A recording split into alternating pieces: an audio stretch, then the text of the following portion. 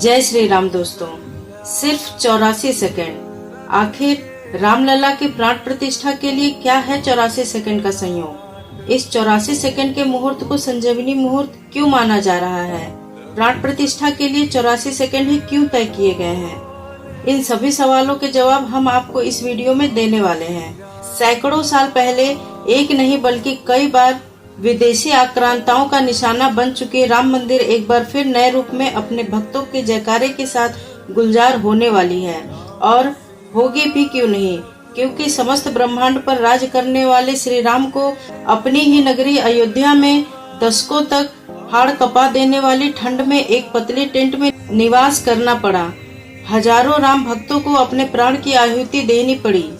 लेकिन अब ये बलिदान, ये संघर्ष एक भव्य और दिव्य मंदिर आस्था के रस में डूबने को तैयार है। हम सभी किस्से कहानियों में सुनते आ रहे हैं कि त्रेता युग में जब श्री राम वनवास से लौटे थे तो अयोध्या में उनका स्वागत लाखों दिए जलाकर दीपावली मनाकर किया गया था। और आज कलयुग में भी ठीक वैसे ही श्री राम का स्वागत किया जा रहा है। अब हम आपको बताते हैं कि रामलला के प्राण प्रतिष्ठा के लिए 84 सेकंड ही क्यों तय किए गए। जिस मुहूर्त में रामलला की प्राण प्रतिष्ठा की जाएगी उसे संजीवनी मुहूर्त के नाम से जाना जाता है।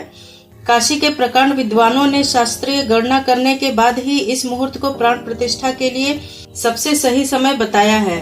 इस मुहूर्त को निकालने वाले विद्वानों का मानना है कि इस खास समय पर कुदृष्टि रखने वाले ग्रहों का राम मंदिर और रामलला की प्राण प्रतिष्ठा पर नकारात्मक प्रभाव नहीं पड़ेगा।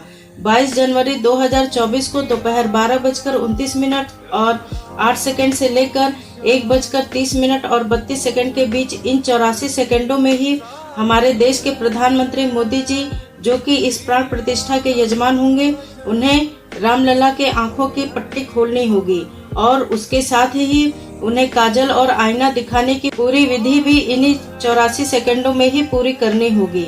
अब आप ये जान लीजिए कि 84 सेकंड का ये मुहूर्त इतना खास क्यों है।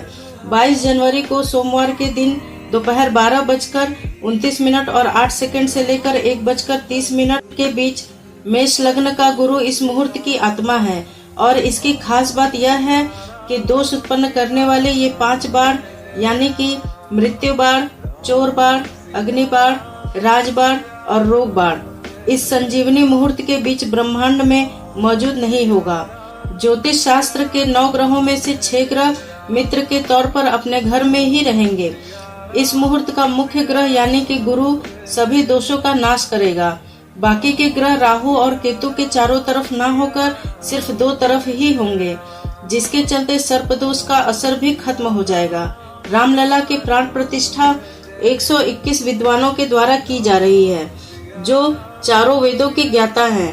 काशी, प्रयाग और अयोध्या के अलावा दक्षिण भारत के भी विद्वान इस प्राण प्रतिष्ठा में शामिल होंगे।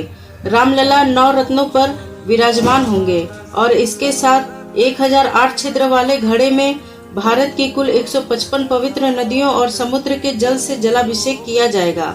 इसके साथ ही 25,000 हवन कुंडों में एक साथ हवन किया जाएगा।